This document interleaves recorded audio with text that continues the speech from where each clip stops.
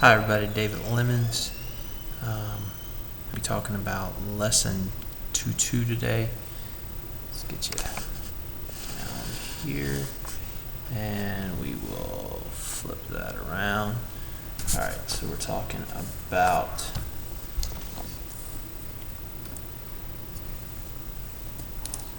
solving equations with variables on both sides.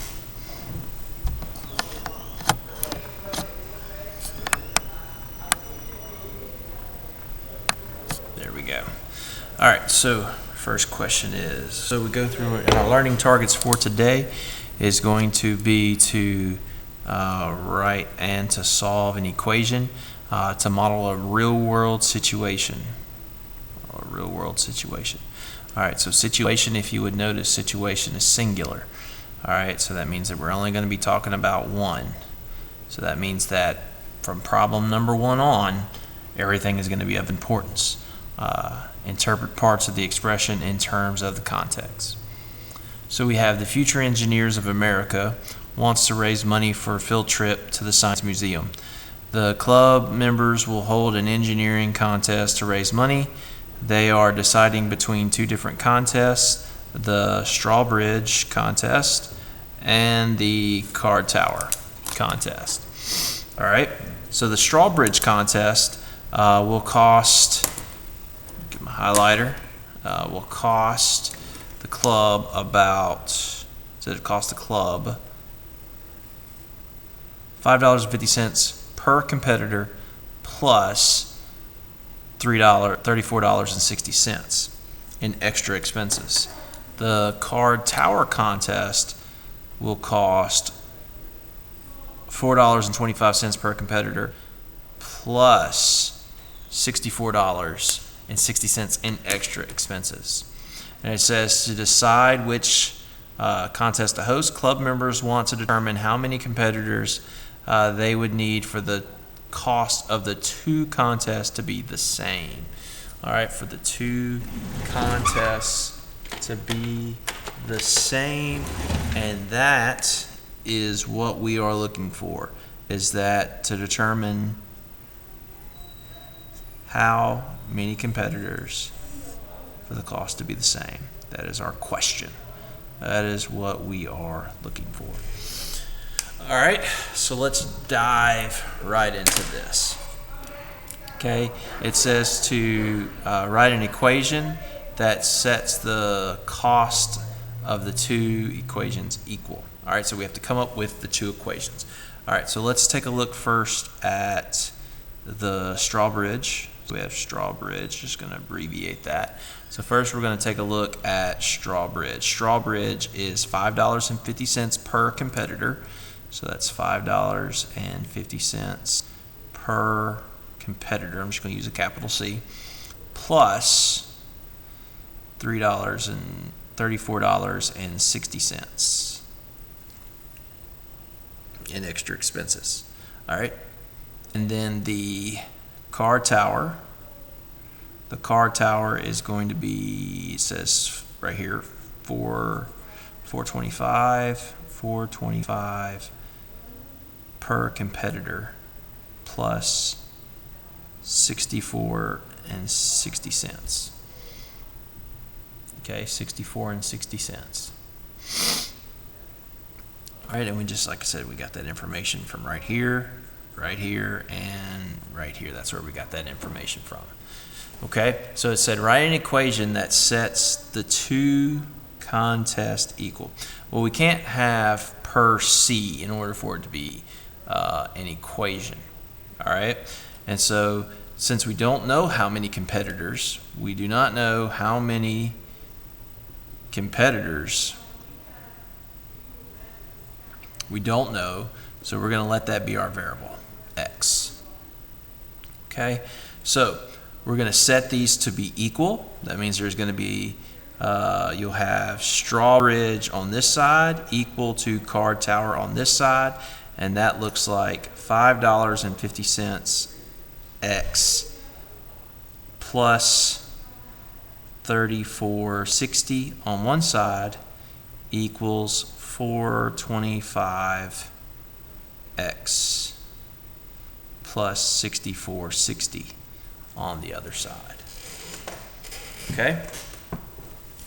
And we take a look at number 2, and number 2 just wants us to solve that equation. All right, number 2 wants us to solve that equation.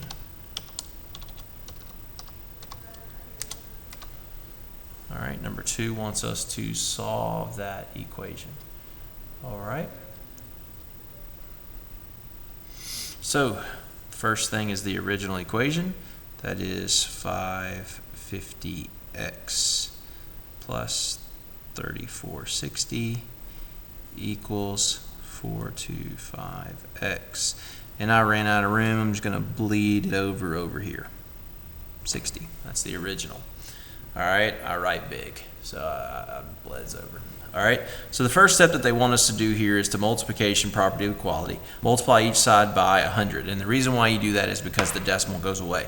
Let's say that if you had 2569, right, and you multiply that by 100, well, that's going to give you 0.09652, and with 2 decimal places to account for, right, it's going to give you 2569.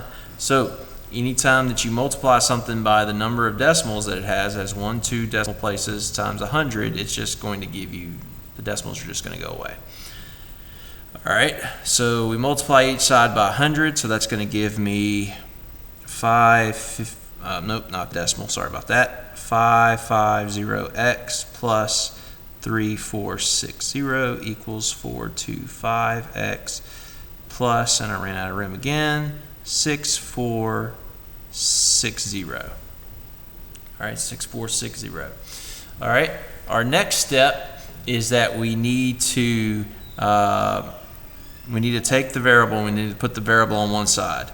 Put variable on one side.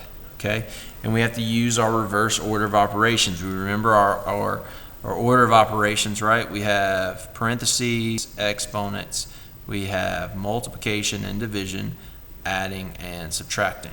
Okay, we write it like this because you have parentheses, exponents, and then you can do multiplication and division. Also, multiplication undoes division and division undoes multiplication. You have adding and subtracting, adding undoes subtraction, and subtraction undoes adding. All right, so we're going to take a look at our second one here. We need to put the variable on one side. You want to always move the smallest.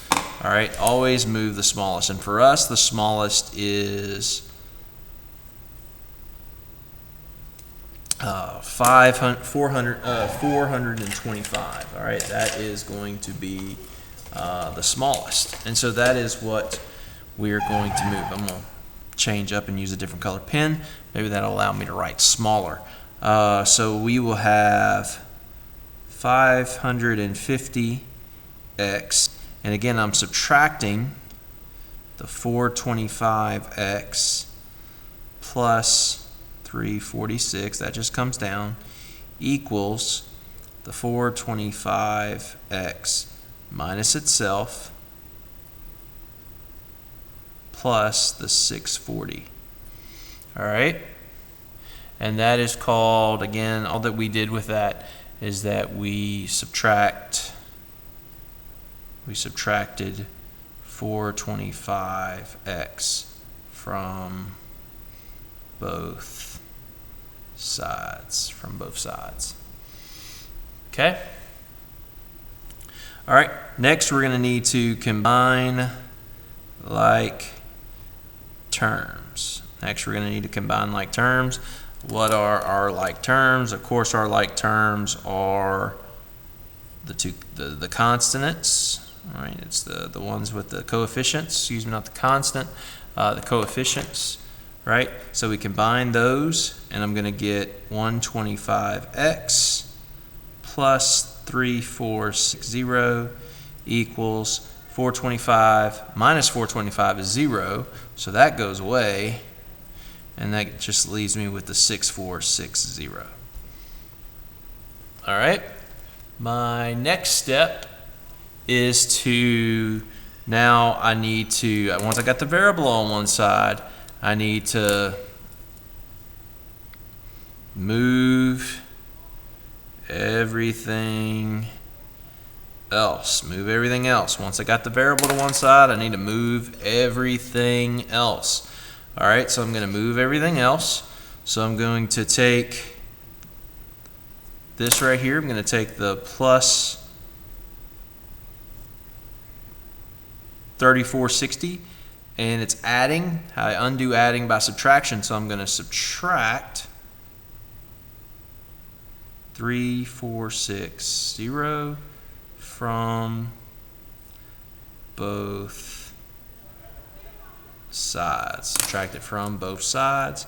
So I will have 125x plus 3460 minus 3460 equals 640 minus 3460. All right.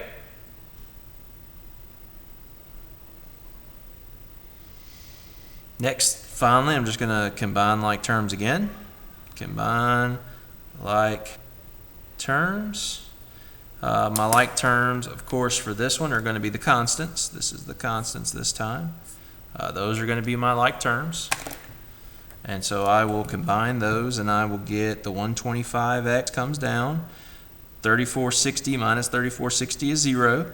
So that equals 3460 minus 6460 minus 3460, and that will be 3,000. Okay.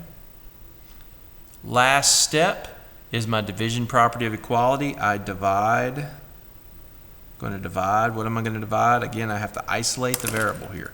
I have to isolate the variable. I have to isolate the variable. So I have 125x, and I will divide that by both sides, equals 300 divided by 125.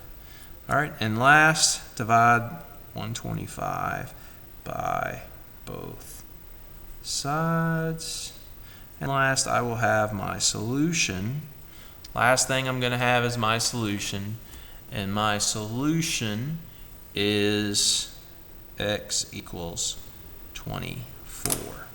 All right, Mr. Lemons, how did you get that? Well, I said 3,000 divided by 125. Okay, I don't expect you to do this in a vacuum. You're using a calculator and you get 24. All right, that's what I did. That's what you should be doing too. All right. All right, let's take a look at number 3. Interpret the meaning of the value of x, in the context of the problem. Okay, so the value of x. So we're going to asking what does x mean, right? What does x mean? Well, for that, we got to go back to number 1, right? What did we let x represent? The number of competitors. Okay, so the value of x, so we know that x is equal to the number of competitors. The number of competitors. All right, well, do we know how many competitors? Yes, we do. We figured it out